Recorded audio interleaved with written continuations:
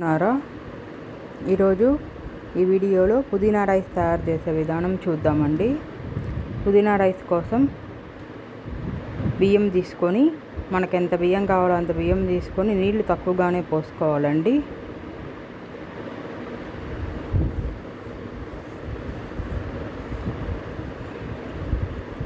నీళ్ళు పోసుకొని ఆ కడిగిన బియ్యంలో సాల్టు, నూనె వేసుకొని రైస్ కుక్కర్లో ఉడకబెడుతున్నానండి. నూనె వేస్తే అన్నం పొడి పొడిగా వస్తుందండి. పుదీనా రైస్కి అన్నం ముద్దగా ఉంటే బాగుండదు కదండి, అందుకని రైస్ కుక్కర్లో పెట్టేస్తున్నానండి. పైన పచ్చి బఠానీలు కూడా పెడుతున్నానండి. పుదీనా రైస్లోకి ఉడకబెడుతున్నాను. అవి ఉడికేలోపు పుదీనా రైస్లోకి పేస్ట్ కోసం పుదీనా, పచ్చి కొబ్బరి, పచ్చిమిరపకాయలు ఒక మిక్సీ జార్లో వేసుకొని నీళ్లు వేసుకొని మెత్తగా పేస్ట్లా చేసుకోవాలండి.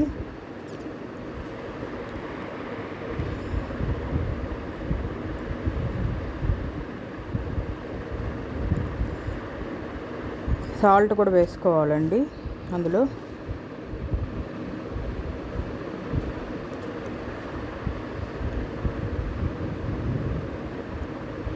పేస్ట్ రెడీ అయిపోయిందండి.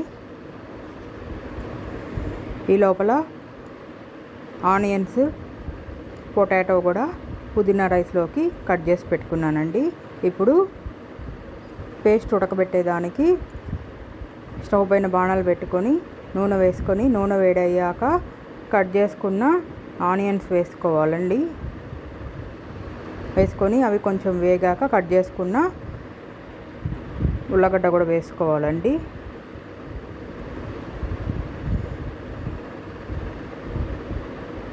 ఈ పుదీనా రైస్ పేస్టు క్యారేజీల్లోకి బాగుంటుందండి.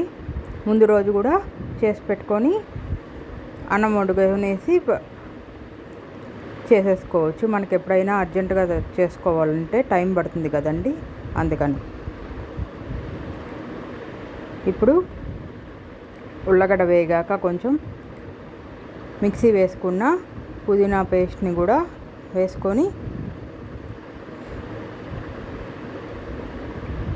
బాగా నూనె పైకి తేలేంత వరకు, దగ్గరకు వచ్చేంత వరకు ఉడకబెట్టుకోవాలండి. ఈ లోపల పచ్చి బఠానీలు ఉడికాయండి. పచ్చి బఠానీలు కూడా వేసుకొని వేయించుకోవాలండి, ఉడకబెట్టుకోవాలి. అది కొంచెం దగ్గరకు వచ్చాక